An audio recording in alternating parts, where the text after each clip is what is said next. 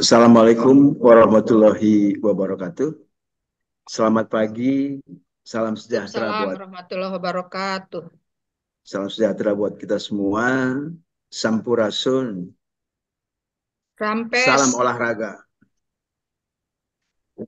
Para peserta webinar di seluruh Indonesia yang saya cintai, yang di pagi hari ini tentu kita semua sebagai insan, juga insan penggiat olahraga, penikmat olahraga maupun insan yang aktif berolahraga, atlet, official maupun manajer, tentu uh, di bulan-bulan ini banyak sekali kesibukan yang berkaitan dengan event-event olahraga. Meninggalnya Zhang Ziyi, ya, usia 17 tahun yang akibat henti jantung saat bertanding di ajang Badminton Asia Junior Championship di Jogja tentu masih menjadi perbincangan kita semua. Banyak yang merasa heran ya, mengapa atlet muda dan bugar seperti Zhang ini bisa mengalami henti jantung. Tahun lalu putra bintang NBA, putra LeBron James, yaitu Bronny James, 18 tahun, pernah mengalami pingsan akibat henti jantung. Saat berlatih di University of South California, Bronny selamat dan bisa melanjutkan karirnya setelah pulih. Hal ini tentu membawa perhatian baru tentang penyebab utama kematian terkait olahraga di kalangan atlet muda. Banyak sekali mungkin pertanyaan dan rasa ingin tahu terhadap kejadian atlet muda saat berolahraga. Pagi ini, hari Sabtu 6 Juli 2024, Perhimpunan Kedokteran Dokter Spesialis Kardiologi Indonesia atau PERKI Jawa Barat bekerja sama dengan KONI Jawa Barat, Yayasan Jantung Indonesia Jawa Barat, serta lembaga sertifikasi profesi kesehatan olahraga mengadakan webinar awam mengenai jantung atlet dan sport enthusiast. Jadi ini mungkin bisa menjawab rasa kepenasaran kita ataupun keingintahuan kita Ya, tentang aku tahu dia. bagaimana atlet ini bisa, kok atletnya segar, atletnya bugar, Aku kok pinjam bisa headsetnya ya. meninggal. Hah? Ya, Hah? kami di sini beserta dua narasumber, yaitu Dr. Heni Tantono, spesialis Ya jantung Allah, dokter udara, Trias. MKS Iya, AIKO, kan aku dia ke sekolah. screening pemeriksaan Nggak jantung berarti dia atlet. teh ganteng. Kemudian Dr. Anggreni Wendy Astuti, spesialis jantung udara, subspesialis kardiovaskuler, yang akan membahas mengenai bantuan hidup dasar pada kasus-kasus henti jantung saat olahraga. Ini penting karena ternyata sekarang ini jadi sorotan bagaimana penanganan di lapangan, penanganan di event di tempat venue-venue olahraga ini mesti menjadi perhatian. Kemudian ada para panelis, yaitu Ketua Yayasan Jantung Indonesia Jawa Barat, yaitu Dr. Haji Komar Hanifi, Dr. MKM, serta Dr. Leonardo Lubis, AIFO MKes, dari Lembaga Sertifikasi Profesi Kesehatan Olahraga, yang tentu pengalaman beliau pernah beberapa kali bersama-sama saya di PON, di WAPOMI, dan sebagainya. Itu aktif sekali dalam penanganan olahraga atlet. Ya, dan tentu ini gawe barang dari teman-teman residen Korejat ya, dari residen prodi spesialis jantung udara Fakultas Kedokteran 4 RSAS, dan juga didukung penuh oleh Niva dan juga Kobayashi.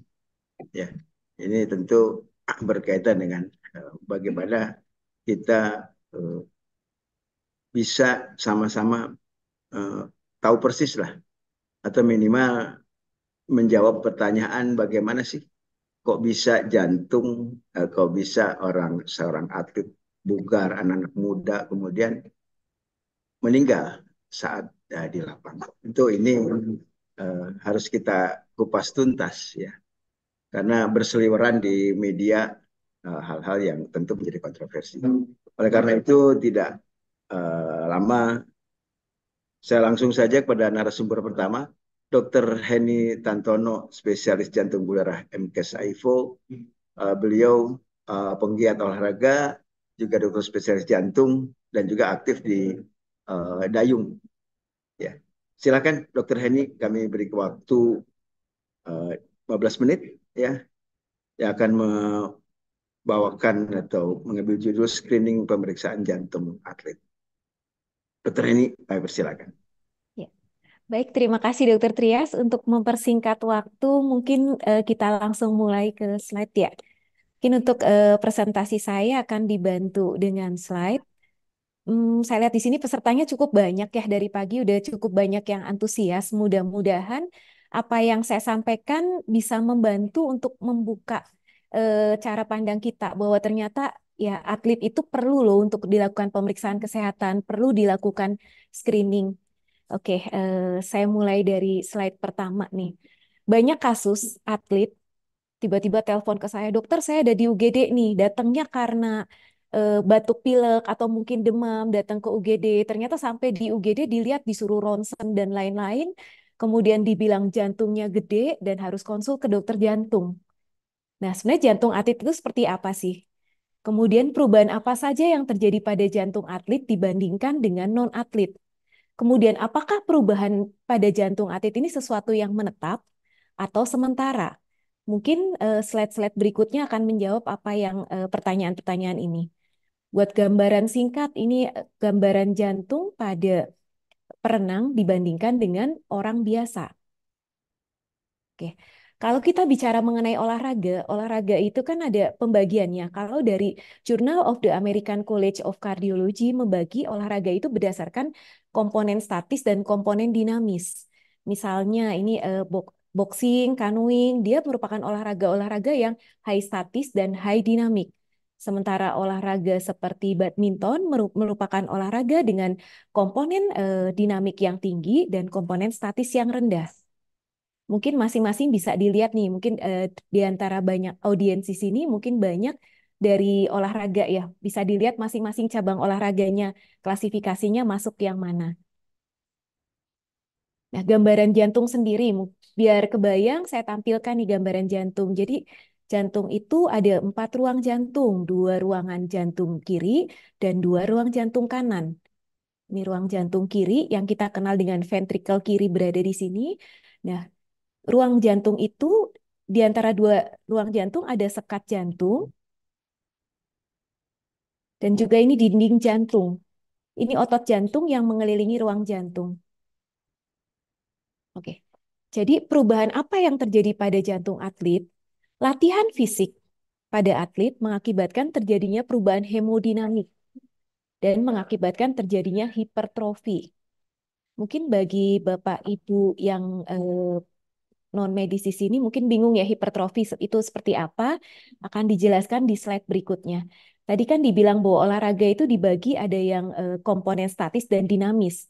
Olahraga dengan komponen dinamis akan mengakibatkan terjadinya peningkatan denyut jantung dan volume sekuncup, mengakibatkan terjadinya overload volume dan hipertrofi yang bersifat eksentrik. Hipertrofi eksentrik itu seperti apa? Nah, gambar berikutnya. Contohnya ini aerobic training. Ini yang di tengah ini contoh gambaran jantung orang normal. Ruang jantung kirinya seperti ini, besarnya seperti ini. Kemudian otot jantungnya, ini gambaran otot jantungnya. Sementara pada jantung pada atlet-atlet aerobic training, dilihat di sini kita lihat ruang jantungnya membesar karena overload volume. Jadi otot jantungnya cenderung memanjang dibandingkan otot jantung pada non-atlet. Kemudian, olahraga yang bersifat statis akan menaikkan terjadinya denyut jantung dan tekanan darah, akan mengakibatkan terjadinya overload tekanan dan hipertrofi jantung yang bersifat konsentrik. Mungkin kalau gambaran gampangnya ini lebih tebal kan ya gambaran jantung untuk atlet-atlet yang melakukan resisten training dibandingkan non-atlet. Kita lihat di sini otot jantungnya lebih tebal. Ini adalah hipertrofi yang bersifat konsentrik. Nah, tadi kita belajar bahwa perubahan jantung atlet Salah satunya adalah terjadinya hipertrofi, baik itu penebalan otot jantung maupun pembesaran ruang jantung. Selain terjadinya pembesaran jantung, terjadi juga penurunan denyut jantung atau bradikardi.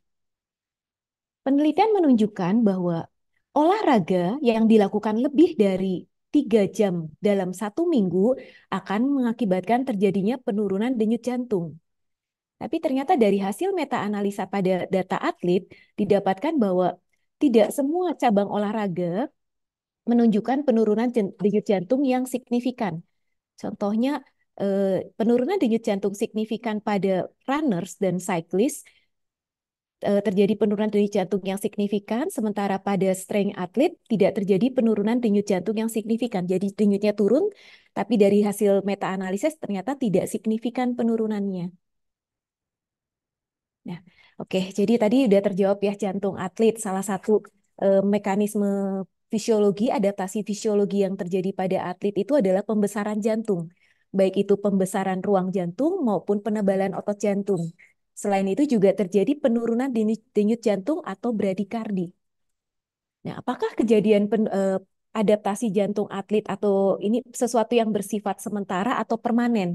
Bagaimana dengan kondisi jantung pada saat istirahat dibandingkan dengan pada saat kompetisi? Ternyata terjadi perbedaan kondisi jantung atlet pada saat kompetisi dan saat istirahat. Demikian juga pada saat atlet itu aktif berlatih maupun pada saat inaktif.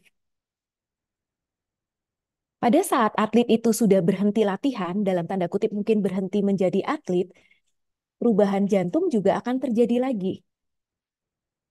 Berikut ini gambaran ekokardiografi atau USG jantung kiri atlet. Ini gambar pada atlet canoeing, salah satu Olimpian. Ini data penelitian yang sudah lama dilakukan. Jadi dilakukan penelitian pada atlet canoeing, gambaran jantung atlet pada saat memulai kompetisi nasional.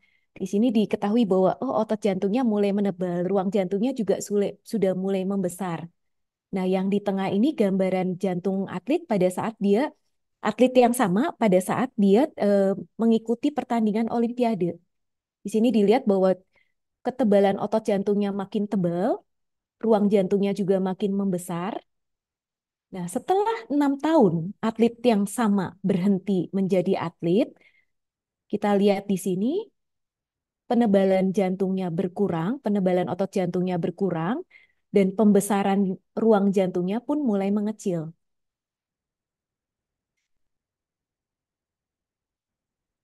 Penelitian menunjukkan bahwa perubahan jantung pada atlet tidak hanya terjadi pada jantung kiri, tetapi juga jantung kanan atlet. Oke. Mungkin tadi sekilas mengenai jantung atlet. Berikutnya kalau kita berpikir mengenai atlet, kita akan berpikir, oh ini orang muda, rajin olahraga, harusnya sehat dong. Tapi kenapa ada kematian jantung mendadak pada atlet? Banyak kasus kematian jantung mendadak pada atlet. Nah, sebenarnya kalau dihitung dari jumlah kasusnya, kematian mendadak pada atlet sebagian besar bukan akibat jantung. Lebih banyak dari data penelitian disebutkan bahwa kematian terbanyak akibat kecelakaan. Kemudian ada akibat bunuh diri atau pembunuhan, kanker, dan jantung di sini menduduki angka yang kelima.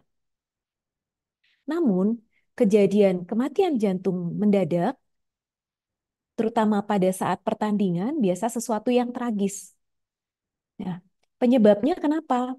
Di sini disebutkan bahwa eh, rata-rata untuk kematian mendadak pada atlet akibat jantung dibagi berdasarkan usia. Pada atlet usia kurang dari 30 tahun, kemungkinan penyebabnya adalah kongenital atau penyakit jantung bawaan.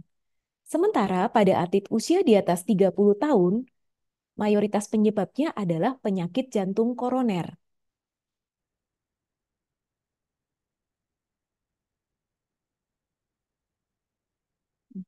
Data registry menunjukkan bahwa sebagian besar penyebab kematian mendadak pada atlet akibat jantung disebabkan oleh hipertrofi kardiomiopati, suatu kelainan jantung bawaan. Apakah aktivitas olahraga berhubungan dengan risiko kematian jantung mendadak? Kita lihat dari data penelitian bahwa ini ada data 273 kematian pada atlet usia muda, 80 kasus akibat medis.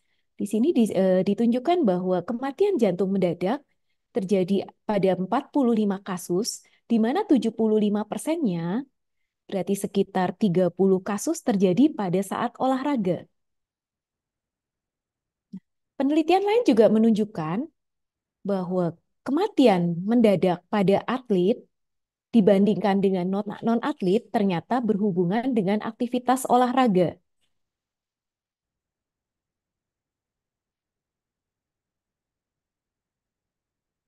Ini adalah penyebab kematian mendadak pada atlet dibandingkan dengan non-atlet.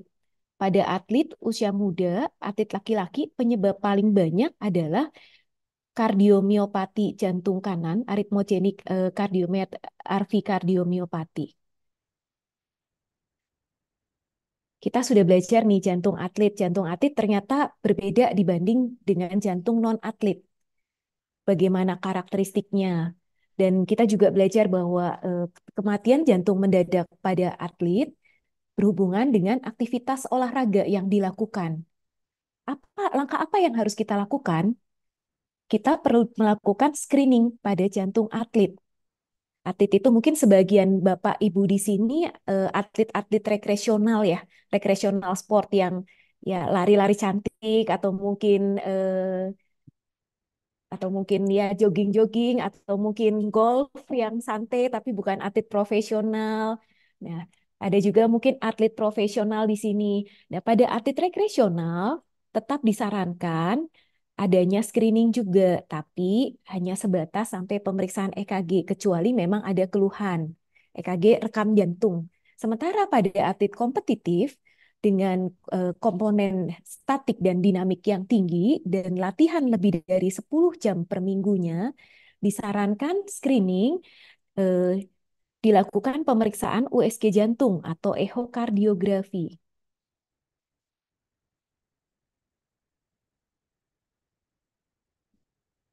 Berikut ini adalah rekomendasi dari AHA tahun 2014 mengenai screening jantung pada atlet. Ada beberapa yang harus kita tanyakan kepada atlet mengenai riwayat atlet itu sendiri, kemudian riwayat keluarga, dan sebaiknya dilakukan pemeriksaan fisik oleh dokter yang kompeten. Riwayat atlet yang harus kita tanyakan antara lain ada tidaknya nyeri dada, perasaan tidak nyaman, kemudian ada tidaknya riwayat pingsan atau hampir pingsan, kemudian adanya keluhan lelah atau sesak yang tidak bisa dijelaskan atau mungkin yang berhubungan dengan latihan. Kemudian apabila atlet itu mungkin pernah ke dokter dan dibilang, oh ada bunyi jantung tambahan atau ada murmur istilah kedokterannya. Kemudian atlet itu mengalami peningkatan tekanan darah pada saat exercise. Kemudian atlet itu juga pernah dianjurkan oleh dokter atau klinisi untuk membatasi latihan. Kemudian atlet itu juga pernah disarankan untuk menjalani pemeriksaan jantung. Kita harus lebih hati-hati. Kemudian untuk riwayat keluarga, ada beberapa yang harus kita tanyakan. Antara lain adanya riwayat meninggal usia muda pada keluarga atlet tersebut kurang dari 50 tahun dan terjadinya akibat penyakit jantung pada lebih dari satu anggota keluarga. Kemudian adanya keluarga yang mengalami disabilitas akibat penyakit jantung pada usia kurang dari 50 tahun. Kemudian adanya riwayat kardiomiopati pada keluarga, kemudian adanya riwayat penyakit Longkiti, kemudian channelopati, kemudian Marfan syndrome, dan berbagai aritmia atau kelainan irama jantung pada keluarga atlet tersebut. Nah, Kalau memang dari hasil anamnesis, dari hasil tanya jawab, riwayat atlet maupun riwayat keluarga kita temukan adanya kelainan, kita beranjak ke pemeriksaan rekam jantung atau EKG. Untuk pemeriksaan rekam jantung ini sebaiknya nanti dilakukan oleh dokter jantung atau klinisi yang berkompeten. Karena pembacaan jantung atlet dengan non-atlet itu berbeda.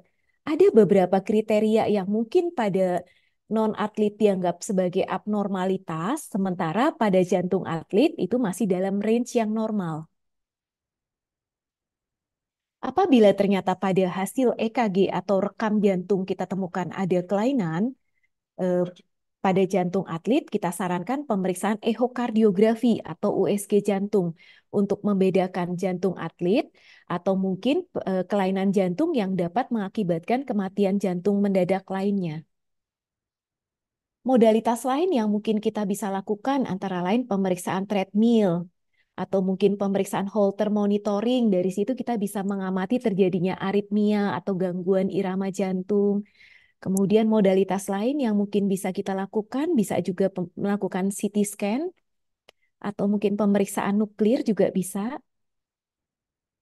Nah, apabila ternyata dari hasil pemeriksaan penunjang ditemukan adanya kelainan seperti penurunan ejeksi ventrikel kiri pada jantung atlet tersebut dengan ejeksi ventrikel kiri kurang dari 50%, atau mungkin terjadi takiaritmia, denyut jantung yang cepat akibat latihan dan tidak beraturan, gangguan irama jantung akibat latihan, atau mungkin terjadi hipotensi, penurunan tekanan darah akibat latihan, atau mungkin terjadi iskemi akibat latihan, atau adanya pingsan, atau ada kelainan katup jantung yang berat, atau ada riwayat emboli sebelumnya, disarankan atlet itu tidak boleh mengikuti kompetisi olahraga dengan intensitas tinggi.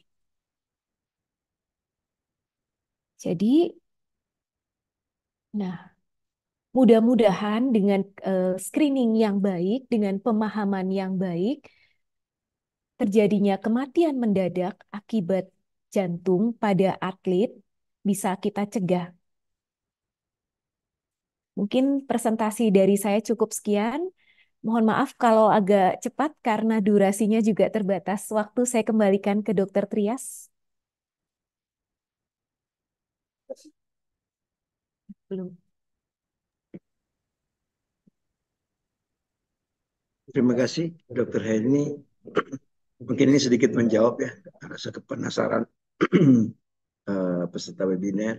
Tapi kita tunggu dulu, kita stop dulu karena pertanyaannya bisa melalui chat ya. Karena kita akan lanjut nanti dengan pembicara berikutnya, ya, biar nyambung ya. Jadi setelah tahu resiko kejadian, kemudian kita harus bagaimana kalau seandainya di tempat atau di venue-venue event-event tertentu ada kejadian yang seperti yang terjadi belakangan ini. Karena itu kita lanjutkan saja dulu dengan pembicara kedua, Dr. Anggraini Wendy Astuti, spesialis jantung, subspesialis kardiovaskuler, mengenai bantuan hidup dasar pada kasus henti jantung saat olahraga. Waktu dan tempat kami persilakan Dr. Anggraini. Ya, terima kasih Dokter Tias. Selamat pagi Dokter Heni dan teman-teman semua.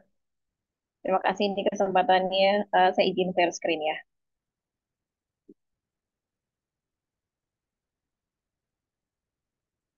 Saya boleh diizinkan buat share screen?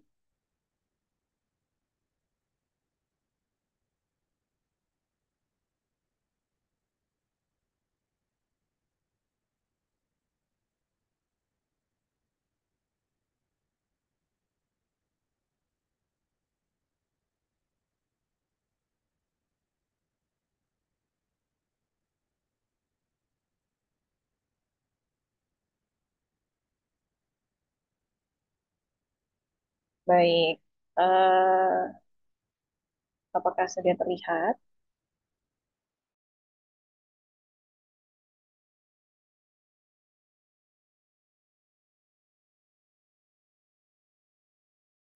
ini akan membawakan materi tentang bantuan hidup dasar ketika terjadi kasus henti jantung pada saat olahraga. Sesuai dengan yang tadi dikatakan oleh Dr. Trias di awal, bahwa kasus dari pebulu tangkis Cina kemarin itu adalah kasus yang membuat kita belajar banyak tentang bagaimana kondisi yang sebaiknya kita lakukan di lapangan. Karena ini adalah satu pelajaran besar bagi kita. Mari kita belajar apa yang bisa kita lakukan. Di sini kalau teman-teman lihat, saya ada gambar dari yang kemarin, kejadian kemarin atau bulu tangkis, kemudian ada juga gambar dari Christian Eriksen pada saat 2020. Apakah ada perbedaannya? Ini teman-teman boleh perhatikan lagi untuk yang gambar Eriksen, nanti akan saya tampilkan lagi. Ini data saya dapatkan dari media di Indonesia, bahwa untuk kasus yang atlet pebulu tangkis kemarin, itu memang sudah dimintakan untuk masuk ke medisnya, kemudian masuk 37 detik setelahnya, selanjutnya dia akan dilarikan ke rumah sakit RSPAU, jaraknya 4,7 km. Kemudian di UGD dia dilakukan resusitasi jantung paru atau RJP. Setelahnya tidak ada respon, dinyatakan meninggal, kemudian diminta untuk dibawa ke rumah sakit yang lebih besar dan dilakukan resusitasi jantung paru lagi di sana, namun dinyatakan meninggal. Sedangkan untuk kasus Christian Eriksen ini, salah satu contoh yang saya ambil, di situ dikatakan dari media luar bahwa Christian Eriksen ini mendapatkan penanganan on the spot, alias di lapangan. Kalau itu tadi teman-teman lihat, foto yang saya tampilkan di sebelah kanan, itu masih di lapangan hijau, belum digeser.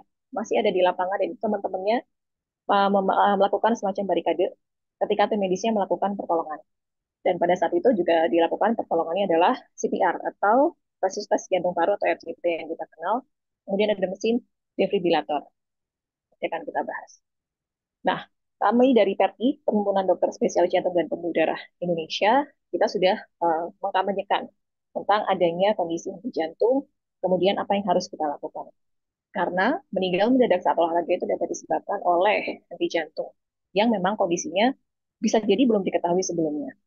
Seperti yang tadi sudah disampaikan oleh Dr. Heni di awal, bahwa pada kasus atlet ataupun orang-orang yang terbiasa melakukan olahraga, baik itu intensitas berat seperti maraton, cycling, triathlon, pentathlon, dan lain-lain, itu semuanya memiliki resiko. Kalau usia muda, itu karena penyebab kongenital. Bisa karena channelopati, bisa karena kardiomiopati. Tapi kalau usianya lebih tua, atau kita sebutnya senior, yang kita pikirkan adalah adanya penyakit jantung koroner atau aterosklerosis, penyakit jantung aterosklerosis. Nah, jadi bagaimana mencegahnya? Itu tadi yang disampaikan oleh dokter ini adalah untuk pencegahan, yaitu berbagai macam pemeriksaan yang harus teman-teman lakukan dan atlet kita lakukan. Pemeriksaan yang paling kanan adalah pemeriksaan yang paling canggih sebetulnya. Jadi untuk menegakkan diagnosis. Tapi kalau untuk screening, sebetulnya dua pemeriksaan di kiri, yaitu anamnesis atau medical history dari pertanyaan-pertanyaan yang tadi disampaikan oleh dokter ini, pemeriksaan fisik sampai EKG itu cukup untuk kita bisa melakukan screening. Kemudian kalau teman-teman lihat di atas adalah adanya penting sekali untuk backup AED atau itu AED nanti kita lihat di belakang ya. Kalau dari Eropa memang sudah disarankan untuk pemeriksaan screeningnya adalah dengan anamnesis dan pemeriksaan fisik 14 poin tadi. Kemudian ada EKG. Dari Eropa mewajibkan EKG karena untuk meningkatkan sensitivitas dari deteksi adanya penyakit kardiovaskular. Kalau rujuk untuk pemeriksaan lebih lanjut. Sedangkan kalau untuk dari Asia Pasifik, konsensusnya mengatakan untuk atlet-atlet yang berkompetisi dengan olahraga yang intensitasnya sedang sampai berat, itu harus melakukan screening. Dan screeningnya berupa yang tadi disampaikan sama. Anamnesis pemeriksaan fisik 14 poin, kemudian EKG. EKG-nya harus dengan EKG International Criteria yang tadi dijelaskan oleh Dr. Hendy. Tidak bisa sembarangan dibaca karena dia ada false positif, false negatif. Jadi harus dibaca oleh orang yang berkompeten. Nah, kemudian untuk yang sport entusias gimana? Untuk yang sport entusias atau orang-orang yang memang aktif dalam berolahraga tapi bukan atlet, itu kami sudah mendapatkan panduan dari ESI tahun 2020 bahwa orang-orang yang sudah di atas usia 35 tahun itu jika memiliki faktor resiko lebih dari satu, high risk itu risk itu adalah resiko untuk penyakit jantung dan pembuluh darah. Seperti teman-teman ketahui, ada hipertensi, diabetes, gemuk, kemudian uh, lemak darah tinggi, faktor resiko di keluarga. Kalau ada itu, tapi mau olahraga harus lihat dulu intensitas olahraganya seperti apa. Kalau dia intensitas olahraganya tinggi atau sangat tinggi, berarti harus ada pemeriksaan sebelumnya. Sama lagi, anamnesis, pemeriksaan fisik, kemudian pemeriksaan EKG. Kemudian dinilai dulu sertifikasi resikonya untuk penyakit kardiovaskular seperti apa. Tapi kalau tidak punya faktor resiko ya oke-oke aja, silahkan. Gitu ya. Jadi, bagaimana kalau terjadi henti jantung pada saat olahraga? Ini yang jadi pertanyaan. Pertolongan pertama yang dapat dilakukan adalah resusitasi jantung paru atau RJP kita tahu. Sebelum melakukan itu, teman-teman harus lakukan dulu pengamanan posisi, untuk supaya posisi untuk kita melakukan kerja jantung, kemudian posisi korbannya atau pasiennya itu aman. Selanjutnya, teman-teman harus cek dulu respon pasiennya. Jadi ini kita lakukan ketika kita menemukan ada orang yang tiba-tiba kolaps atau tiba-tiba jatuh, tidak sadarkan diri, dimanapun, kapanpun, siapapun bisa kejadian. Makanya CPR ini kami sebarluaskan supaya bisa dikerjakan, diketahui oleh banyak orang. Bukan hanya medis, bukan hanya nakes, tapi semua harus bisa. Karena henti jantung mendadak tidak mengenal waktu, tempat, usia. Jadi tadi teman-teman kalau ada tiba-tiba tidak sadarkan diri, amankan dulu posisinya, cek respon atau cek kesadarannya. Pak, Bu, Bu, ditepuk di bahunya sesuai dengan gambar ya. Kemudian jika tidak ada respon, diam saja korbannya, diam saja pasiennya, teriaklah minta bantuan. Panggil tim medis, ambulans, ataupun alat. AED disebutnya Automatic External Defibrillator atau alat defibrilasi luar yang otomatis. Kalau ada, minta tolong untuk diambilkan. Setelah teman-teman cek responnya, panggil bantuan, ceklah nadi dan nafas secara bersamaan selama maksimal 10 detik. Caranya gimana? Di situ ada gambarnya. Teman-teman boleh coba leher teman-teman sendiri pakai jari, ditempelkan dan dilihat. Apakah ada yang berdenyut di situ? Kalau terasa ada yang berdenyut jari, jangan terlalu ditempel, jangan terlalu ditekan sekali, ditempel saja, agak ditekan sedikit dengan lembut. Nanti ada yang berdenyut di situ. Itulah disebut dengan nadi. Kalau teman-teman tadi sudah cek respon korbannya, sudah minta tolong, panggil bantuan, dan ketika teman-teman tempelkan jari di leher, teman-teman lihat pergerakan dinding dadanya tidak ada, ketika tidak teraba ada yang berdenyut di situ, berarti tidak ada nadi. Nah, ini rangkuman yang tadi ya. Pastikan dulu aman, lingkungan, cek responnya, tepok-tepok, tidak ada respon, panggil bantuan, setelah itu cek di nadi. Di sini, di leher. Nadinya ada atau enggak? Ada yang berdenyut ya? Lihat pergerakan dinding jantungnya. Ada yang bergerak atau tidak? Ada yang bernapas atau tidak? Kalau tidak, tidak teraba nadi, tidak ada napas, segera lakukan pijat jantung atau kompresi dada. Jangan tunda. Ya, segera lakukan. Jangan ditunda AEO 1, 2, 3, 4, 5, ngitung dulu jam. Langsung lakukan. Caranya ada di sebelah pasien, kanan atau kiri, nggak ada masalah. Kemudian posisikanlah seperti ini, posisi badannya, tangannya lurus di daerah dada pasien. Kemudian berikan pijatan, kalau bingung posisinya di mana, di daerah dada di tengah, antara puting. Kalau putingnya nggak kelihatan, kira-kira aja di tengah. Karena disitulah posisi dada, di posisi jantung, sorry, nanti ada di sebelah kiri. Tekanlah dengan posisi seperti itu secara cepat 100 sampai 120 kali per menit. Itu cepat ya. 1 2 3 4 5 6 7 karena 1 menit kan hanya 60 detik. Sementara kita minta 100 sampai 120 kali per menit. Itu cepat. Dengan posisi tangannya tidak boleh menekuk. Jadi tangannya harus lurus. Dan itu capek, teman-teman. Ya. Ini adalah skill. Jadi memang harus ada pelatihannya. Tidak bisa hanya dengan teori saja karena kita harus mencoba. Namanya skill, kemampuan berarti harus dicoba. Ketika ada amit-amitnya terjadi di depan mata, kita harus bisa melakukan. Nah, ini yang tadi kita bicarakan, teman-teman. Tentang Automatic External Defibrillator atau alat AED. Itu alatnya, untuk lebih jelasnya ada di gambar sebelah kanan. Bentuknya ada semacam kayak tas gunjingan kecil gitu. Dan di situ ada patch-nya. Untuk kalau teman-teman lihat kalau di film-film atau di sinetron gitu ya atau di drama series gitu suka ada yang bentuknya mirip setrika ya.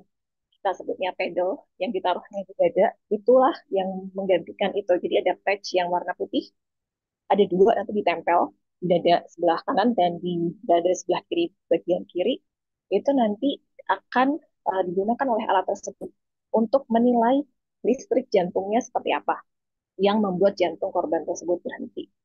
Kalau memang listriknya bermasalah sehingga harus diberikan listrik dari luar, maka alat tersebut akan memberikan petunjuk untuk harus segera dilakukan shock. Maka teman-teman tinggal pencet aja tombol yang ada di situ. Namanya automatic external defibrillator itu sama sekali nggak rumit. Dirancangnya untuk awam. Jadi tombolnya cuma ada satu, cuma untuk nge-shock aja. Nanti alatnya juga akan memberikan petunjuk kapan harus dipencet. Nah, tapi untuk bisa menggunakan alat ini, balik lagi, harus ada pelatihannya lagi. Karena skill ini adalah sesuatu hal yang harus dilatih. Jadi tidak bisa hanya dari kuliah teori begini saja, tapi harus dicoba.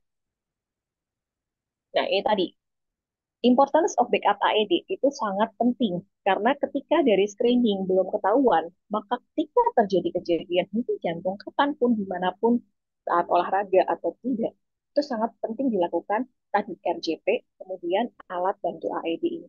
Karena dialah yang tadi terbukti membantu Christian Eriksen untuk akhirnya bisa selamat dan kembali lagi berlaga di lapangan hijau. Nah, resusitasi jantung paru tadi teman-teman lakukan dengan posisi tadi, itu teman-teman lakukan terus hingga bantuan medis datang. Makanya tadi di awal, call for help dulu alias panggil bantuan dulu.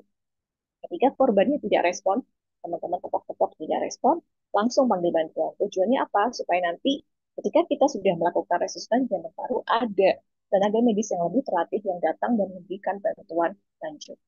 Dan gambar ini dan di gambar Erikson sebetulnya itu adalah contoh yang baik karena dia dibawa ditandu ketika dia sudah mendapatkan pertolongan. Dia sudah pakai masker, dia sudah sadar ketika sudah mendapatkan AID, baru dia dibawa keluar di lapangan untuk menuju ke rumah sakit.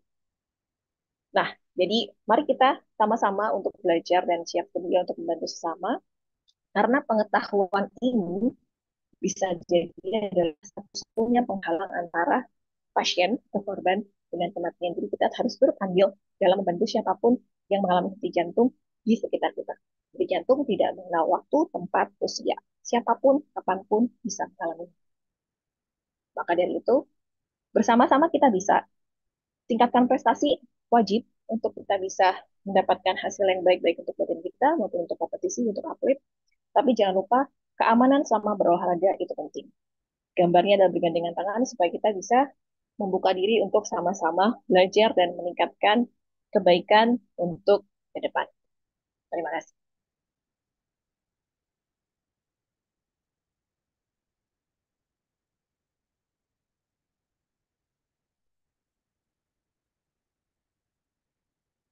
Dokter Trias masih di mute, Dokter Punten.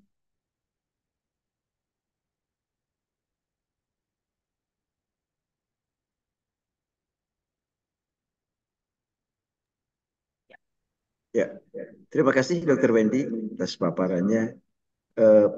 Jelas sekali ya bahwa penanganan awal saat kejadian itu menjadi titik tolak kita untuk keberhasilan ya atau tidak. Jadi kelangsungan.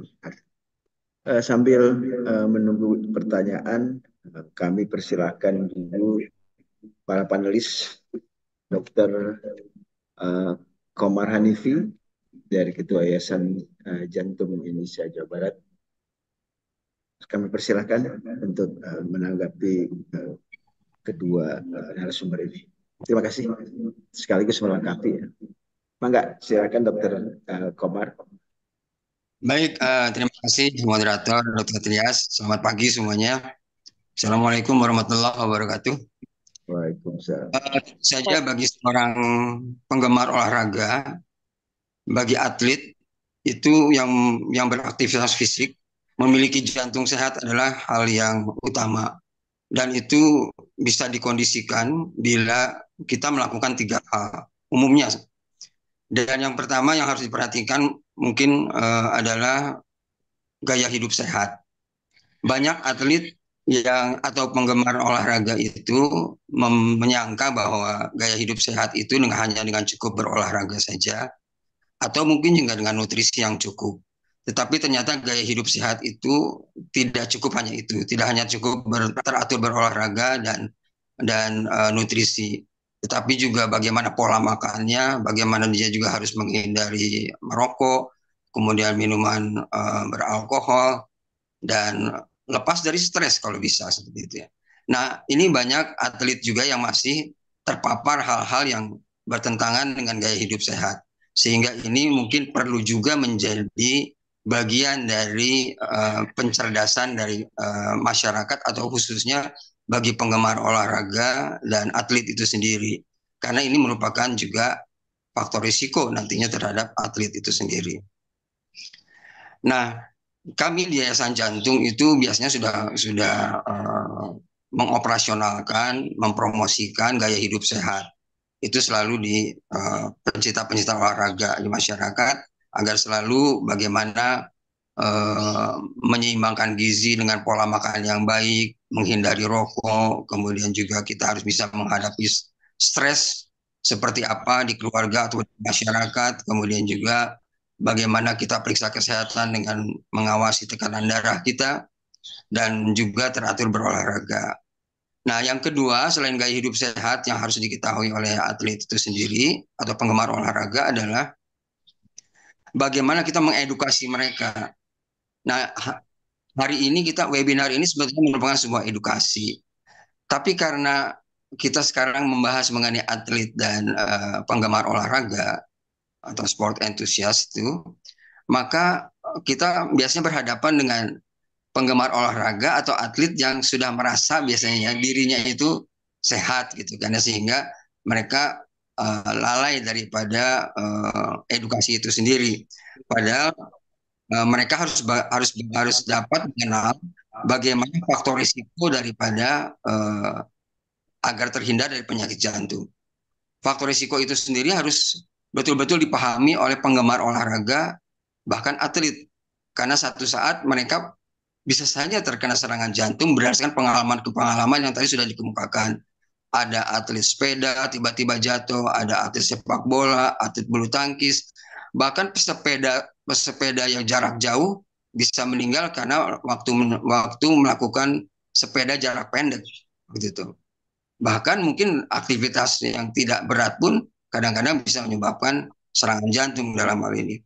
Sehingga faktor risiko itu sendiri merupakan satu hal yang perlu diedukasikan. Nah, selanjutnya juga mungkin bagi penggemar olahraga dan atlet itu perlu juga mengetahui gejala serangan jantung itu sendiri. Nah, itu memang perlu satu upaya yang komprehensif untuk menekankan kepada atlet dan penggemar olahraga jangan sampai terjadi hal yang fatal kan. Karena yang kita hindari adalah jangan sampai terjadi kematian dalam hal ini. Apalagi atlet yang merupakan aset gitu dalam hal ini ya. Dan ini betul-betul harus diketahui oleh dirinya sendiri atau bagi penggemar olahraga adalah bagaimana gejala serangan jantung tersebut.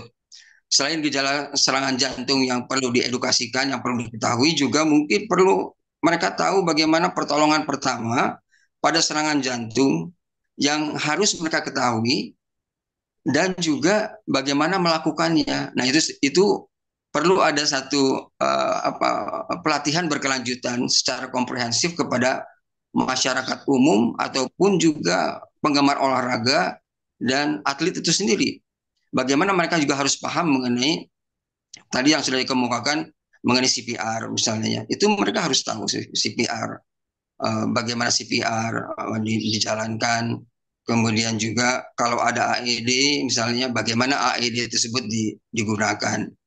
Nah, selanjutnya dalam pertolongan itu sendiri mungkin perlu dijelaskan dan menjadi sebuah pertanyaan adalah ketika melakukan CPR adalah ketika tadi berteriak untuk minta pertolongan. Sementara ketika berteriak minta pertolongan yang menolong atlet itu ataupun menolong penggemar olahraga sedang menjalankan CPR, resusitasi kardiopulmonal, itu ada respon lambat misalnya ya dari petugas medis yang diharapkan bisa hadir. Nah, CPR itu harus dilakukan dengan intensitas atau dengan intensitas berapa lama itu oleh mereka sendiri gitu ya, sebelum datangnya petugas medis dalam hal ini.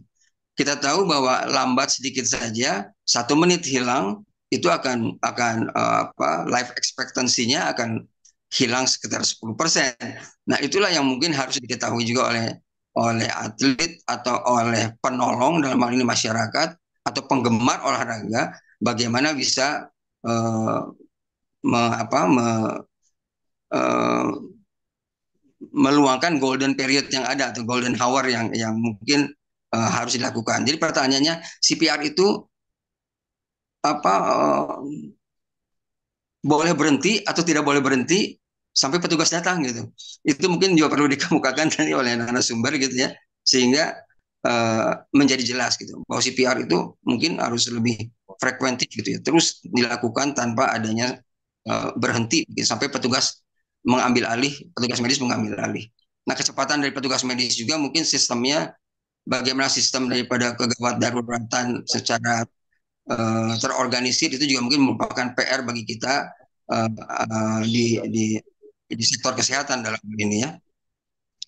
Kemudian yang ketiga, selain tadi gaya hidup sehat, kemudian juga edukasi, yang tidak kalah pentingnya adalah deteksi dini. Nah, deteksi dini di sini adalah bagaimana mengetahui secepat mungkin, seawal mungkin resiko atau seseorang dapat terkena penyakit jantung atau tidak, atau kalaupun terkena dapat diketahui seawal mungkin. Nah, tadi sudah dipaparkan oleh Dr. Heni bagaimana kita melakukan screening.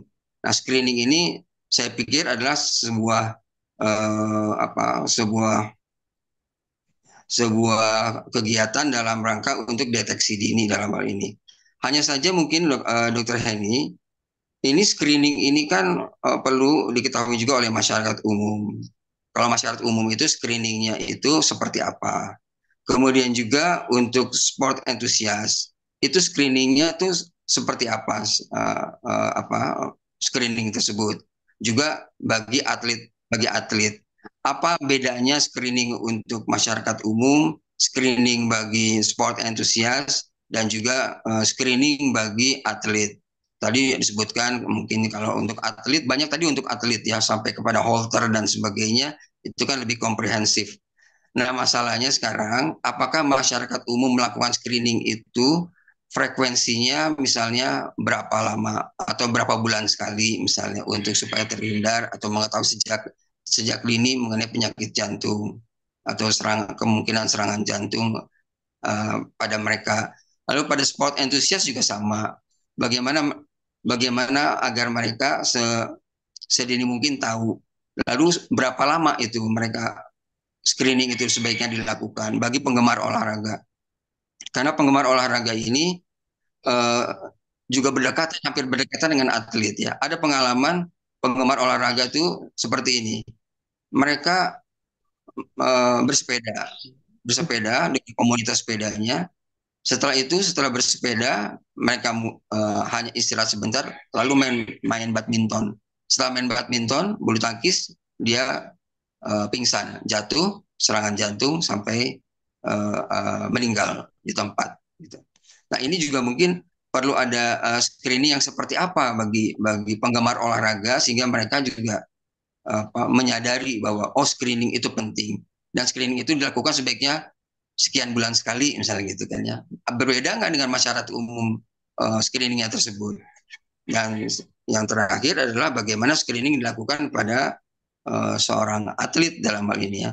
Yang khusus bagi atlet itu, screening itu sebaiknya berapa lama gitu, berapa intensitasnya berapa lama gitu.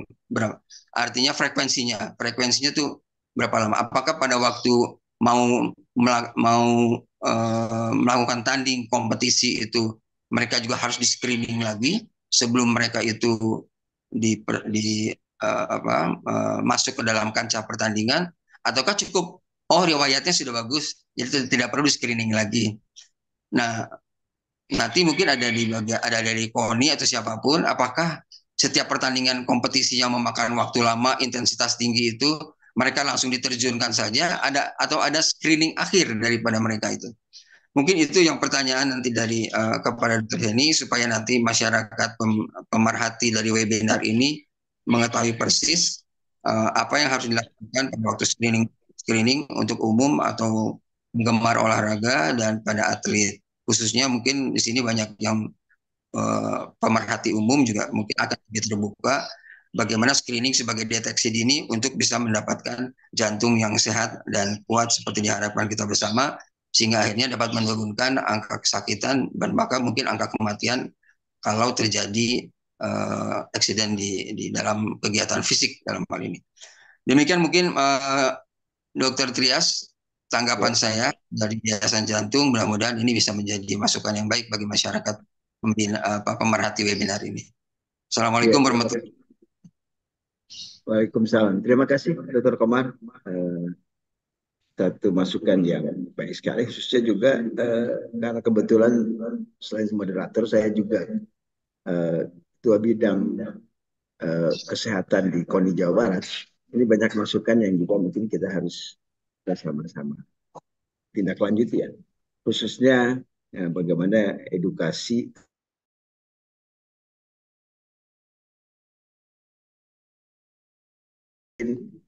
kita tidak sadari gizi atlet itu kadang-kadang itu menjadi sebab penurunan dari prestasi atlet. Jadi kalau orang Indonesia mah judulnya gorengan itu sudah menjadi makanan pokok. Padahal itu akan menurunkan prestasi dan daya tahan tubuh atlet. Ya, betul. Terima kasih Dr. Komar ya masukan. Kemudian kami mohon Dr. Leo Lubis untuk memberikan tanggapan terhadap kedua bicara ini, juga melengkapi dari Dr. Komar. Terima kasih. Mangga silakan Dr. Leo. Ya, terima kasih Pak Moderator, Bapak Kabid Kesehatan Olahraga dan Dr. Komar. Terima kasih sudah memberikan masukan. Dr. Heni dan terakhir ini yang sudah disampaikan tadi dan rekan-rekan sekalian peserta yang kami hormati, kita bersyukur untuk pertemuan pagi ini ya sebenarnya kita bisa banyak belajar ya gitu. Walaupun kejadian trigger pembelajaran kita dari kejadian Zhang Ziyi ya yang baru saja terjadi lah di Junior Badminton Championship di Jogja. Dan kebetulan saya mohon izin ini Dokter Trias, saya sedang di jalan jadi mungkin off cam jadi nggak bagus ininya ya, takut sinyalnya keganggu. Nah kebetulan saya sedang di Jogja sekarang melakukan pelatihan dan sertifikasi untuk tenaga-tenaga kesehatan olahraga yang biasa kami lakukan ya hampir setiap bulan lah ya, dan kami ditugasi oleh Badan Nasional Sertifikasi Profesi atau BNSP itu setidaknya setiap tahun itu harus mensertifikasi 1.000 orang gitu. Tenaga kesehatan itu termasuk dokter, perawat, fisioterapi, pelatih-pelatih olahraga prestasi, instruktur kebugaran gitu. Kompetensi inti yang dihasilkan atau didapat oleh orang yang disertifikasi di lembaga sertifikasi ini adalah bagaimana membuat program, baik itu dia di masa persiapan atau pre-competition maupun pada saat kejadian, terutama seperti yang disampaikan oleh Dr. Anggreni ini gitu, bagaimana menyiapkan atau mencegah dan melakukan tata laksana jika terjadi cedera olahraga, terutama pada kasus-kasus yang emergensi begini.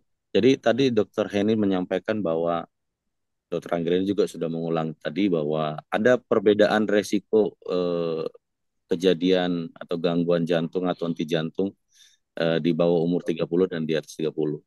Berangkat dari kasus ini kita lihat dia di bawah 30 tahun gitu ya. Kalau masalah kongenital mungkin akan terdeteksi, setidaknya ya akan terdeteksi sejak kecil lah, mungkin siapa nama almarhum Zhang ini gitu. Karena Zhang Ziyi ini bukan orang yang baru datang kemarin gitu. Dia sudah lama itu olahraga itu. 13 tahun sudah kompetisi dan selalu juara. Nah, itu memang kalau dia punya masalah dengan jantungnya karena gangguan kongenital mungkin sudah terdeteksi dari awal dan tidak akan bisa berprestasi kalau menurut saya. Nah, sejak masa talent scout juga akan pasti tersingkir gitu.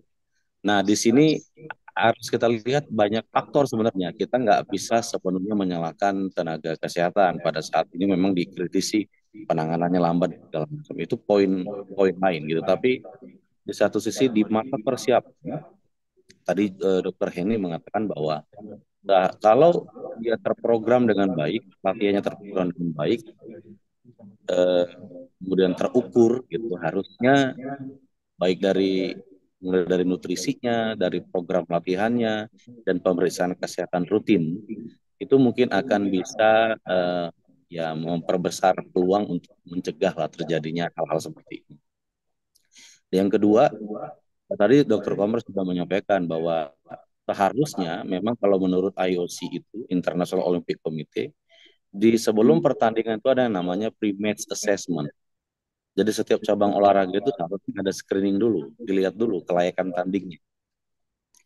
Apakah ini layak tanding atau tidak. Kalau misalnya masih dalam pemeriksaan masa pre-match assessment, tekanan darahnya saja sudah naik, tuh, sudah 150, 180, nah kan itu sudah jelas kita kita suspend gitu atau tidak layak tanding gitu. Contoh contoh simpel saja. Gitu. Jadi tidak hanya dilihat ini sedang cedera apa enggak gitu, tapi harus dipantau juga hal-hal simpel seperti tanda-tanda vitalnya. Nah itu mungkin tidak dilakukan gitu. Yang kedua terkait dengan program latihan, tidak hanya program latihan. Saya sebenarnya sudah banyak juga semasa jadi anak buahnya Dr. Trias di bidang sport medicine di Uni Jabar juga saya bicara dengan PBSI Jawa Barat ya, menyampaikan bahwa kenapa pertandingan atau olahraga saja tidak menyarankan malam-malam gitu ya. Kenapa PBSI atau BWF saja, nggak usah PBSI, BWF ya Federasi Dunia saja. Kenapa melakukan pertandingan itu harus sampai jam 12 malam gitu.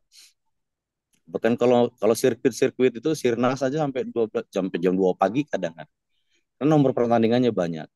Mungkin ini ada kaitannya juga dengan sport industri. Tapi ya itu perlu dipertimbangkan. Kejadian pada Zhang ini juga sama. Dia kejadiannya pukul kurang lebih 23-an lah gitu. Jam 11 malam. Lalu dia akan meninggal di rumah sakit kurang lebih setengah 12. Nah, itu juga harus menjadi perhatian gitu. Buat event itu ya jangan melanggar prinsip-prinsip psikologis juga gitu ya. Gitu.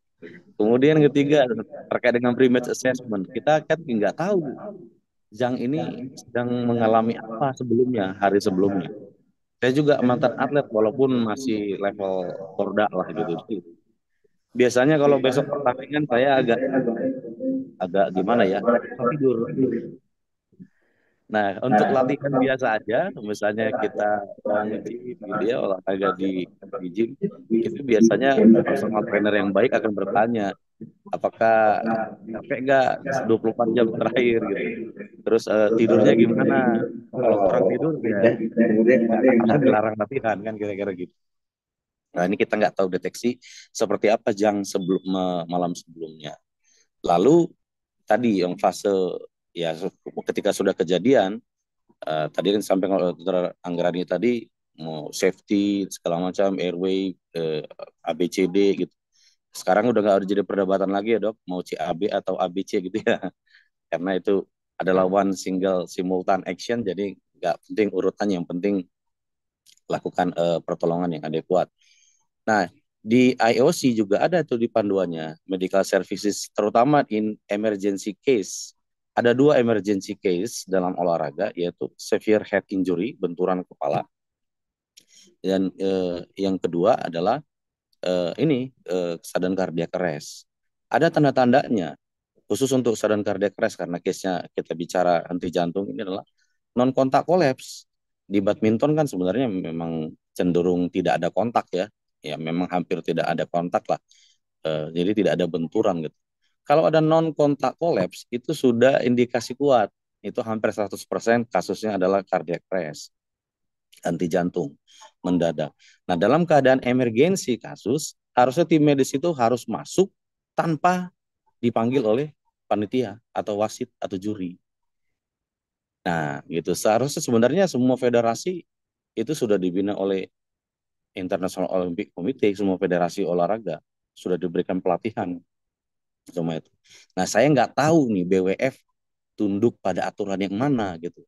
Memang ada aturan BWF, betul, medis itu dipanggil kalau diperlukan. Siapa yang ini? Umpire kalau di badminton. Umpire yang menentukan, wasit tengah, wasit lapangan. Tapi dalam keadaan emergensi, seharusnya tim medis ada pengecualian itu ada kondisi itu. Nah, itu satu hal. Nah, sisi lain memang yang tadi, ya orang yang melakukan pertolongan pun ya betul harus sudah certified lah gitu ya. Certified itu tidak serta-merta menunjukkan dia well trained gitu. Memang latihan itu ya harus memang terus-menerus dilakukan gitu meskipun orang yang sudah tersertifikasi. Tapi itu kualifikasi itu perlu supaya menjamin tadi pelayanan kesehatan. Karena tadi betul dikatakan Dr. Anggrani adalah golden period.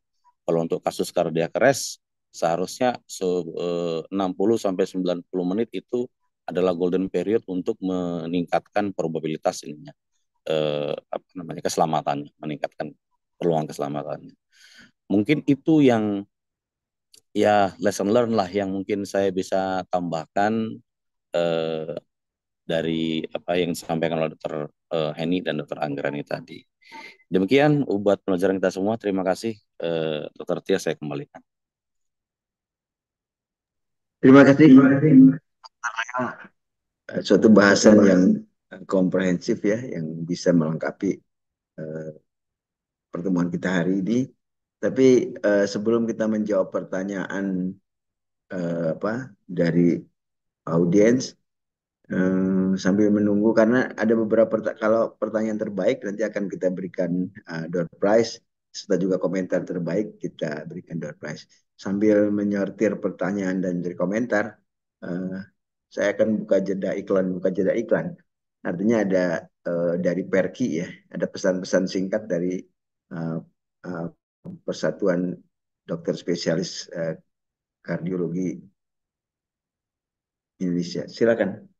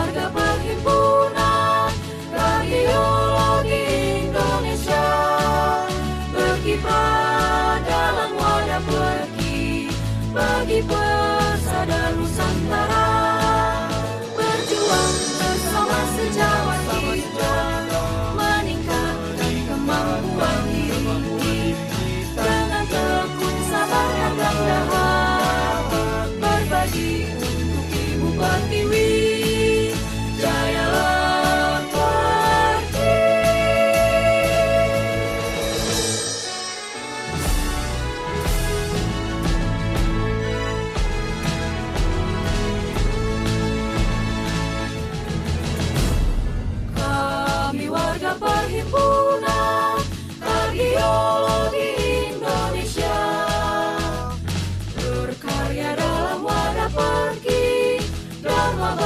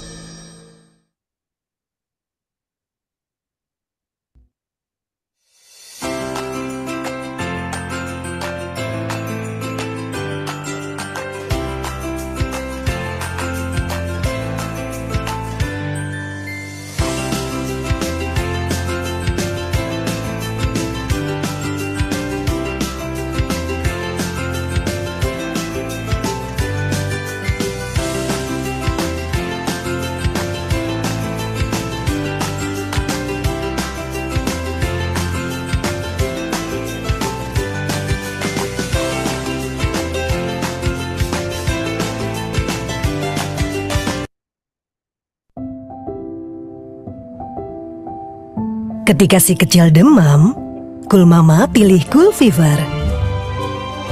Karena moisture rich cooling gel yang lembut dan kenyal, cukup tempelkan di kening, Cool Fever akan menyerap panas dan membantu meredakan demam hingga 2 derajat Celcius sepanjang malam.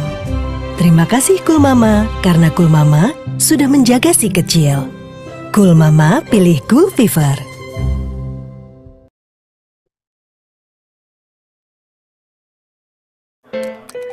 Aduh, pegal leher dan bahu, ya di Amel Chokoyoko. Formula cairnya cepat meresap dengan sensasi pijat. Langsung redakan pegal leher dan bahu. Oke kan? Pegal leher dan bahu, ya di Yoko-Yoko aja.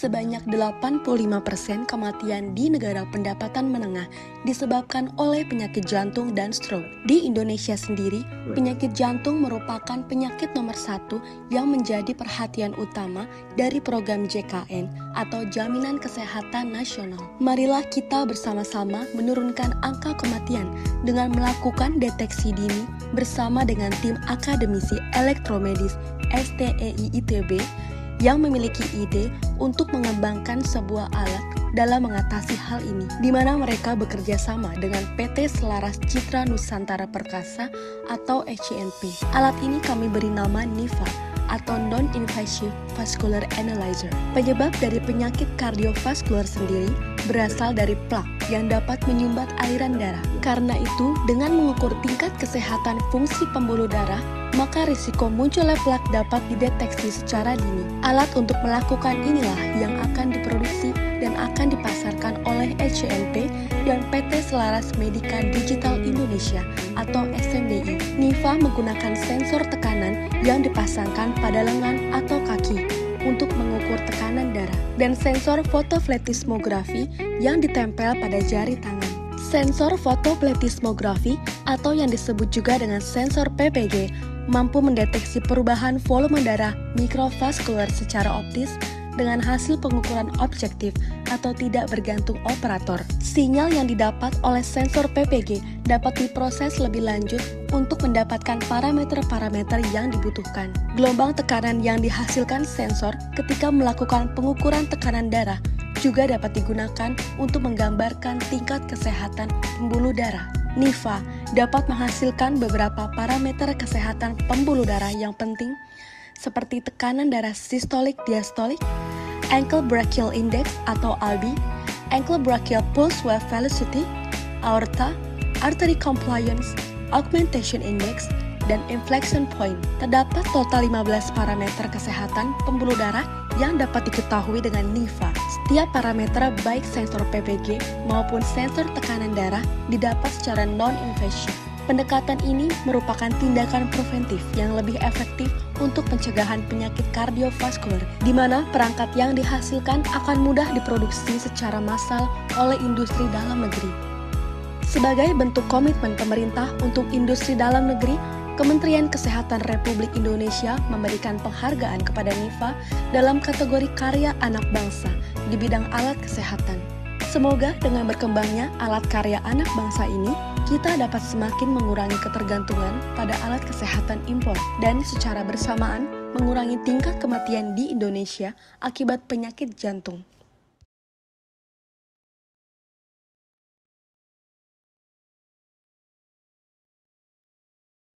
Baik, terima kasih. Sekali lagi kami ucapkan ke Dr. Badai khususnya selaku Ketua PERKI Jawa Barat yang telah mendukung acara ini, kemudian ke Wayasi serta NIVA. Baik, kita lanjutkan saja kepada pertanyaan. Ini ada beberapa pertanyaan. Saya coba pertanyaan untuk Dr. Heni dulu ya. Dari Lukas M. Boleng, Penjaskes Undana, Universitas Udayana. Numpang tanya, jika atlet yang tidak terlatih selama kurang lebih 2 minggu, performanya akan menurun. Apakah ini karena ruang jantung berkurang dan pembesaran jantung menurun? Mungkin itu Dr. Heni, silakan.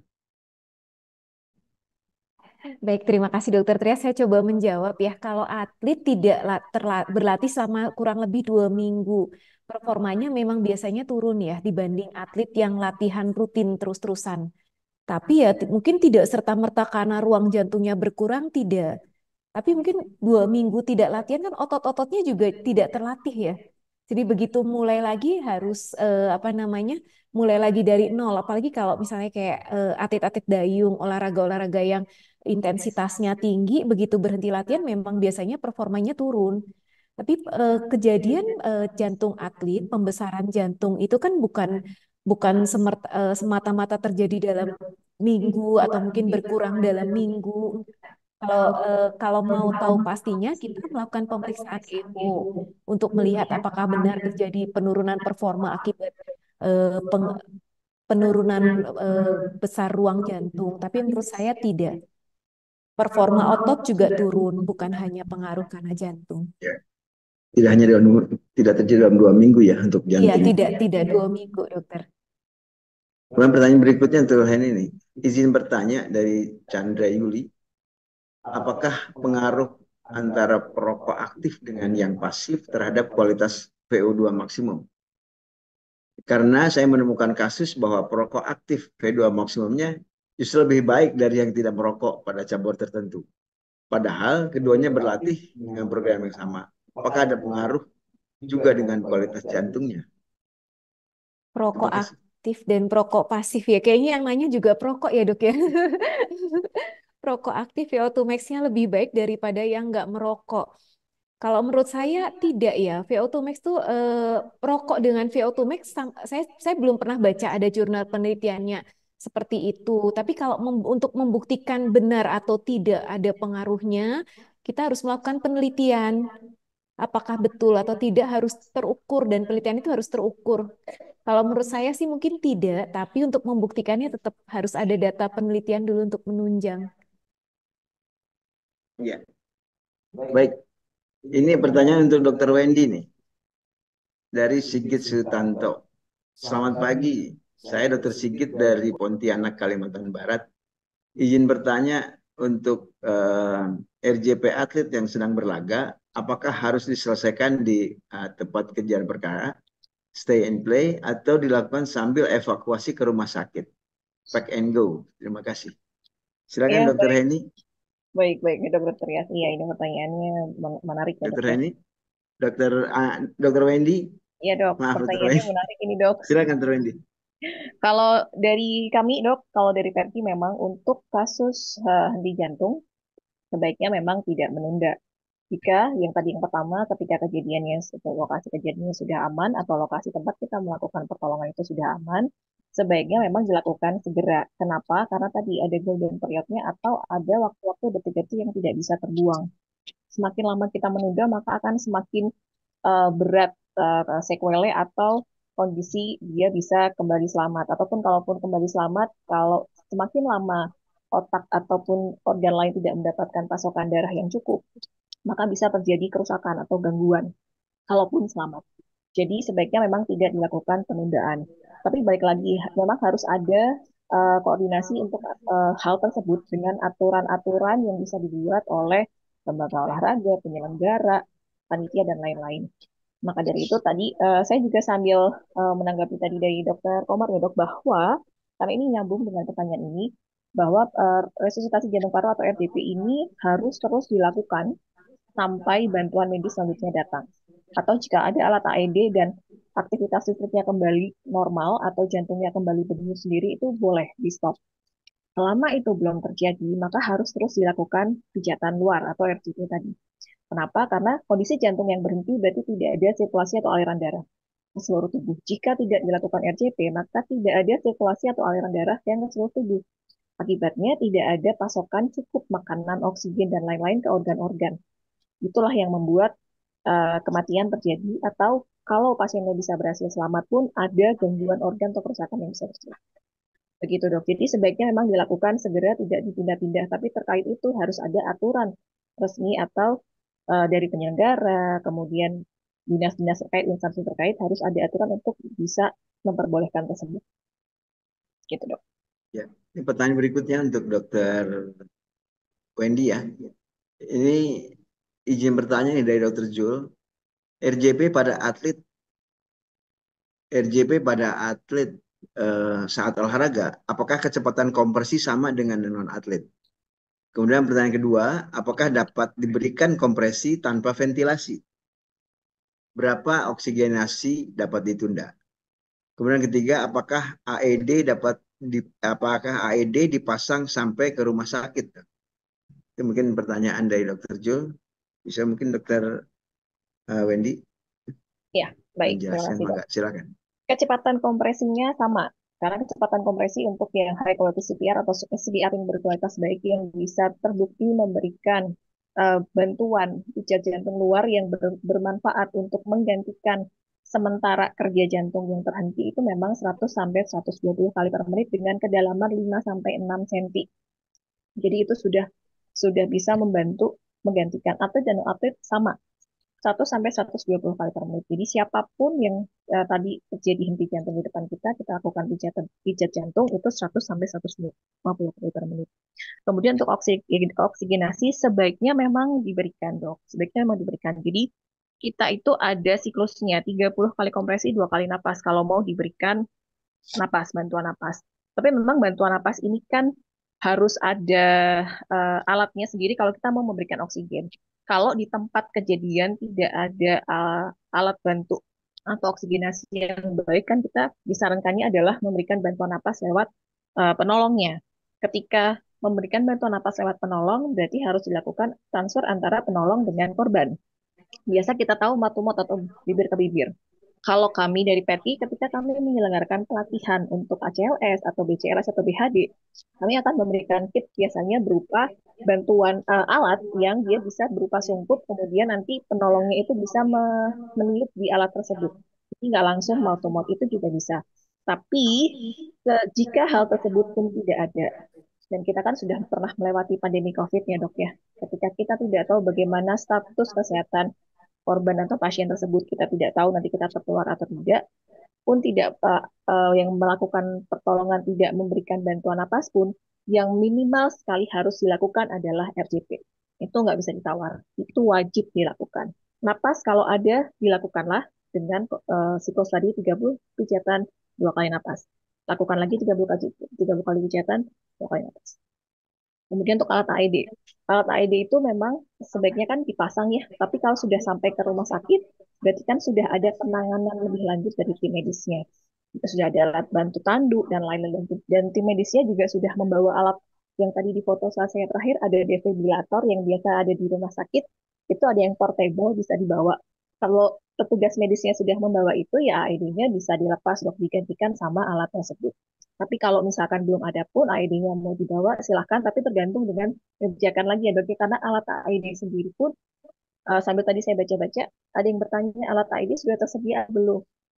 Kayaknya di kita masih sedikit tempat yang ada alat AED-nya. Saya pernah lihat ada di stasiun, di bandara ada, tapi untuk tempat-tempat yang lain saya belum nemu. Kalau untuk di olahraga sendiri, di penyelenggara olahraga, di tempat event-event olahraga dilaksanakan, apakah ada? Saya juga belum tahu, mungkin dokter terlihat dokter Hedi yang bisa menjawab. Gitu, Dok. Ya, ini ada pertanyaan menarik, Dokter Wendy, dari Supron Stikes Dustira. Jim bertanya, Dok, apabila atlet terjatuh di lapangan yang henti nafas, henti jantung, dan akan dilakukan RJP, apakah perlu inform consent dengan keluarga atau penanggung jawabnya? Karena yang dikhawatirkan terjadi keretakan tulang atau patah tulang akibat pijatan dada ataupun RJP yang tidak tertolong juga. Dan keluarga menuntut akibat pertolongan tadi. Terima kasih. Ya, baik. Terima kasih, Dok. Terima kasih juga untuk penanya. Ini juga hal-hal yang sering sekali ditanyakan ketika kami memberikan pelatihan, baik untuk nakes, dokter umum maupun untuk awam. Karena kami juga sempat ada pelatihan di sekolah-sekolah juga ada, dan itu sangat sering ditanyakan. Ketika kondisi emergensi atau kondisi gawat darurat, menurut aturannya, secara legalitas hukumnya, sebetulnya kita bisa melakukan pertolongan langsung tanpa inform konsen terlebih dahulu. Sebetulnya bahkan di rumah sakit pun ketika kita di IGD, ketika terjadi kodbu atau terjadi kondisi gawat darurat, kita bisa melakukan pertolongan langsung tanpa harus melakukan inform konsen.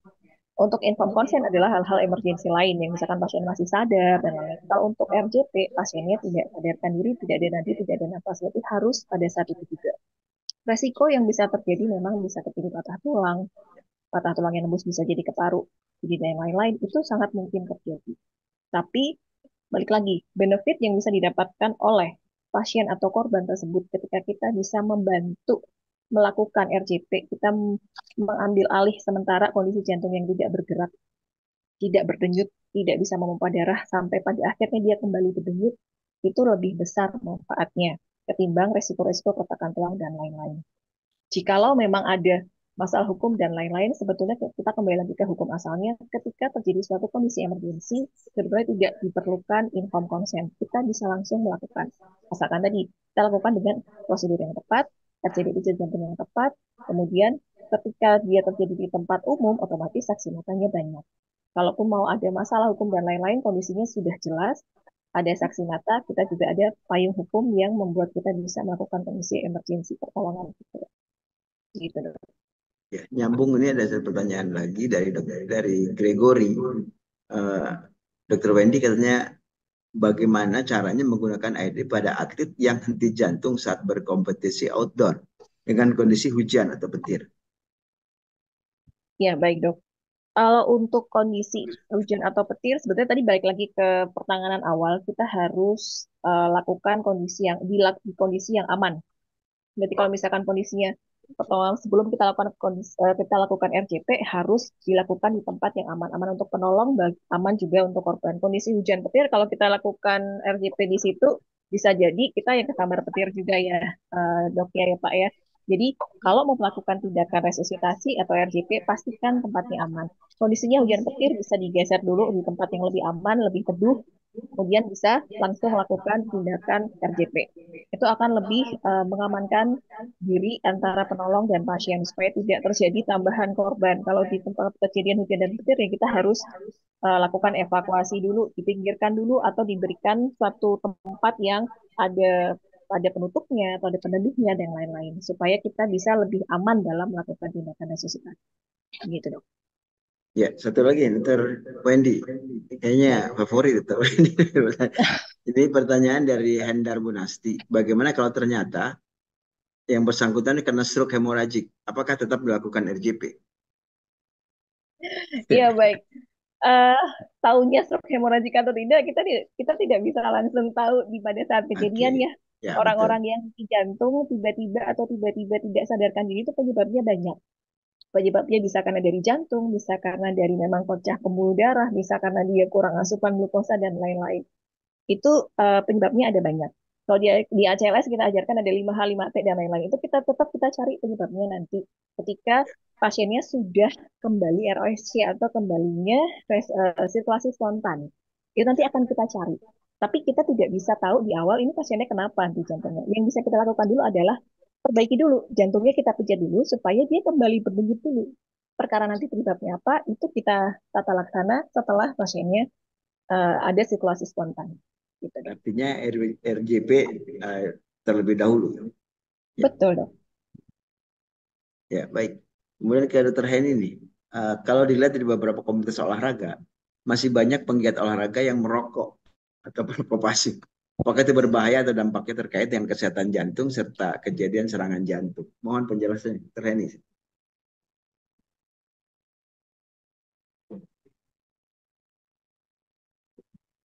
Baik, terima kasih Dokter Trias. Jadi banyak penggiat olahraga yang merokok atau menjadi prokopasif ya. Tentu tetap ada dampaknya ya rokok. Rokok itu kan salah satu faktor resiko terjadinya penyakit jantung koroner, penyakit degeneratif salah satunya adalah rokok. Jadi olahraganya itu sehat, tapi merokoknya tidak sehat. Mungkin ada beberapa data penelitian, mungkin tapi saya tidak ada slide-nya. Jadi tetap ada efeknya dok, tetap tidak baik untuk kesehatan dan berisiko terjadinya serangan jantung akibat penyakit jantung koroner dari rokok itu.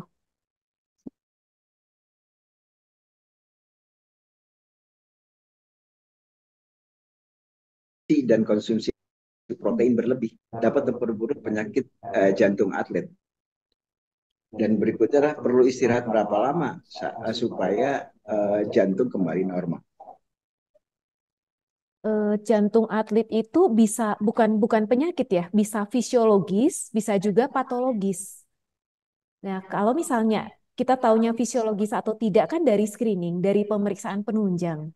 Kalau jantung atlet itu fisiologis, itu bukan penyakit. Kemudian tadi ditanyakan dehidrasi ya. Dehidrasi apakah memperburuk?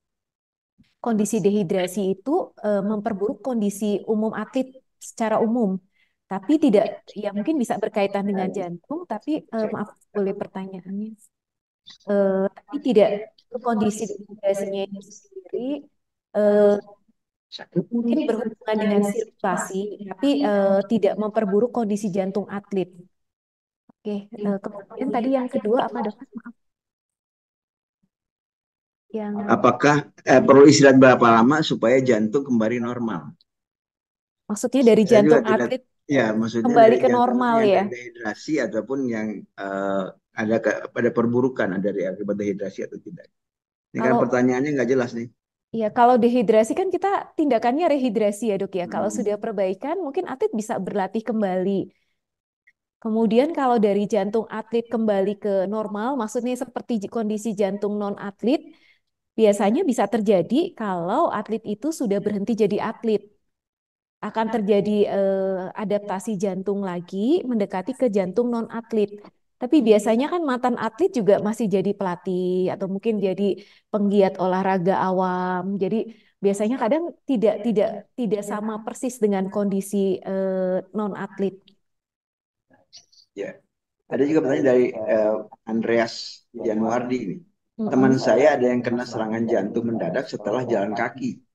Untuk antisipasi, apa tanda-tanda olahragawan harus waspada dan pertolongan awal apa untuk diri sendiri? Serangan jantung mendadak setelah jalan kaki ya. Usia berapa ya kalau boleh tahu? Jadi kalau misalnya serangan jantung kan kita lihat dulu faktor resikonya nih. Serangan jantung karena penyakit arteri koroner kita lihat dulu faktor resikonya. Usia, apakah ada hipertensi, ada diabetes, apakah dislipidemi, smoker, dan lain-lain. Kemudian biasanya kita hitung screening dok, faktor resikonya seperti apa. Kemudian kita lakukan screening untuk mencegah serangan jantung mendadak. Ya, terima kasih Dr. Heni. Kalau pertanyaan mungkin makin banyak makin banyak ya. Iya. Ya. Jadi mungkin kita batasi dulu saja pertanyaan sini dan saya akan membacakan dulu satu komentar yang cukup menarik dan ini harus kita sikapi bersama nih. Dari Sabri ya, saudara Sabri, bahwa semoga di masa yang akan datang teman-teman Yayasan Jantung dan Perki bisa membuat pelatihan-pelatihan penanganan darurat RPJP di seluruh komunitas masyarakat, baik komunitas olahraga dan komunitas non olahraga. Bila perlu disertifikasi. Ini satu komentar yang baik sekali ya. Bahkan kami pun dari KONI nanti dengan Perki dan Yayasan Jantung Indonesia untuk mengadakan pelatihan BHD ini khusus untuk official ya, untuk cabang olahraga, karena ternyata memang masalah ini bukan masalah sederhana dan kita harus sama-sama aware terhadap aset kita, yaitu atlet. Atlet adalah aset kita dan tanggung jawab kita semua, baik itu dari pengurus olahraga, dari pelatih, official, kemudian masyarakat. Dan tidak kalah pentingnya adalah keluarga. Keluarga terdekat itu harus selalu aware dengan atletnya sendiri. Kadang-kadang mereka tidak hanya menyerahkan saja kepada pelatih, menyerahkan saja kepada tim medis di baik di organisasi olahraga maupun di tempat lain. Saya kira ini baik sekali ya, Saudara Sabri. Terima kasih banyak nih. Kita akan tindak lanjuti dengan pelatihan-pelatihan dan juga mungkin dengan webinar-webinar tertentu. Jadi mungkin nanti Dr. Wendy siap ya, karena ini beberapa KONIDA khususnya di Jawa Barat juga sangat membutuhkan pelatihan mengenai RJP ini. Ya, saya kira itu yang bisa kita hadirkan saat ini. Dan untuk berikutnya mungkin sudah ada yang terbaik, pertanyaan terbaik yang akan dapat door prize sebelum kita tutup ya. Ada 7 pertanyaan terbaik di sini, yaitu dari Lukas Emboleng, Saudara Sigit, Chandra Yuli, Dr. Jul, kemudian Supron, kemudian Gregory, Alan John, sudah 7 orang ya. sampai 7 orang. Jadi ini akan kita berikan door prize dari Kobayashi. Ya. Nanti dikirim ke tempat masing-masing ya. Terima kasih banyak karena waktu juga lah yang memisahkan kita. Kita sudah cukup panjang nih. Yang rasanya hanya 1 jam lebih, ternyata hampir 2 jam. Dan ini menunjukkan bahwa memang kepedulian kita terhadap olahraga yang sehat, tidak hanya atlet tapi penggiat olahraga harus aware terhadap bagaimana persiapan sejak awal dan penanganan di tempat atau di tempat kejadian. Saya kira banyak aspek dan juga banyak orang yang harus berperan aktif dalam hal ini. Tidak hanya urusan pelatih dan tidak hanya urusan pengurus cabang olahraga, tapi kita semua khususnya juga profesi itu bertanggung jawab atas ikut bertanggung jawab atas bagaimana kesehatan atlet. Dan kebetulan kami dari KONI Jawa Barat khususnya kita sedang merencanakan untuk menghimpun berbagai profesi yang berkaitan erat dengan olahraga ini. Jadi sebagai contoh ortopedi, jantung, kemudian penyakit dalam, rehab medik dan dokter sport medicine itu harus bersama-sama berkolaborasi untuk bagaimana tidak hanya menghasilkan olahraga atau prestasi, tetapi juga olahraga masyarakat yang sehat, sehingga didapatkan satu generasi yang sehat, dan tentu ini akan berpengaruh pada produktivitas dan kemajuan dari bangsa kita. Sekali lagi, terima kasih pada semua yang telah berpartisipasi, khususnya pada narasumber, Dr. Heni, Dr. Wendy, para panelis, Dr. Leo dan Dr. Komar, dan tentu teman-teman dari Korejat dan Kobayashi, serta dari NIFA. Kami atas nama penyelenggara, atas nama panitia mengucapkan terima kasih banyak. Mudah-mudahan kegiatan ini ada manfaatnya, khususnya bagi kesehatan kita semua. Mari kita sayangi jantung kita, mari kita berprestasi dengan lebih sehat lagi. Terima kasih. Bila taufiq wal hidayah. Assalamualaikum warahmatullahi wabarakatuh. Tapi sebelumnya mohon foto bersama untuk ya di on cam semua, maaf, silakan. Mohon para peserta juga bisa on cam untuk foto bersama.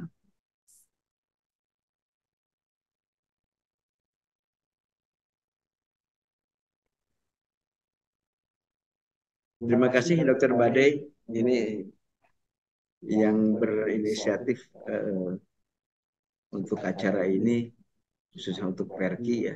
Mudah-mudahan Perki dan KONI beserta Yayasan Jantung bisa terus menyelenggarakan ini, dan kita akan kawal terus bagaimana prestasi atlet maupun non-atlet untuk bisa lebih sehat lagi.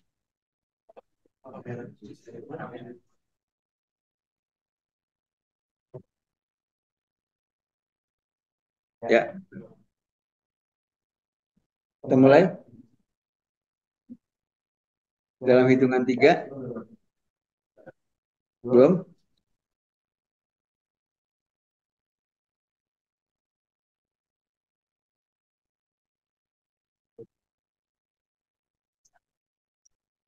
Baik. Ya, kita mulai saja dalam hitungan 3. Ada berapa ini nih, berapa jilid nih?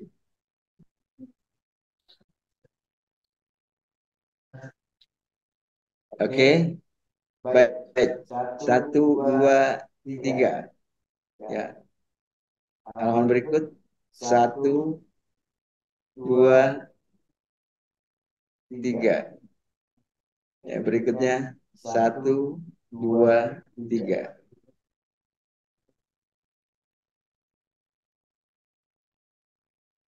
Ya, berikutnya 1, 2, 3. Berikut. Masih? 1, 2, 3. Berikut. Sudah? Ya, terima kasih. Sekali lagi kami ucapkan terima kasih pada semua yang telah hadir dan berpartisipasi dalam acara ini. Kami berharap ini akan ada manfaatnya khususnya buat kita semua dan khususnya bagi prestasi olahraga di tanah air. Dan kita tunggu kiprah berikutnya dari Perki dan dari KONI beserta Yayasan Jantung serta LSP Kesor untuk mengadakan webinar berikutnya serta pelatihan BHD akan datang. Silahkan tunggu dan silakan hubungi Perki Japang Jawa Barat. Terima kasih. Bila taufik wa hidayah. Assalamualaikum warahmatullahi wabarakatuh. Salam jantung sehat. Atur nuhun Kang Komar, Dr. Leo, Dr. Heni, Dr. Wendy, Kang Bade. Terima kasih banyak buat peserta semua, khususnya para KONI dan KONIDA penggiat olahraga. Kami akan hadir di sana untuk BHD nanti. Baik dok, atas kerjasamanya. Terima kasih Dr. Wendy. Siap-siap ya untuk BHD ini. Karena nanti kami dengan KONI akan merencanakan khusus buat pelatih dan atlet. Ya. Baik dok. Izin live ya dok ya. Dr. Wendy, Dr. Heni, Dr. Leo. Mana Dr. Leo?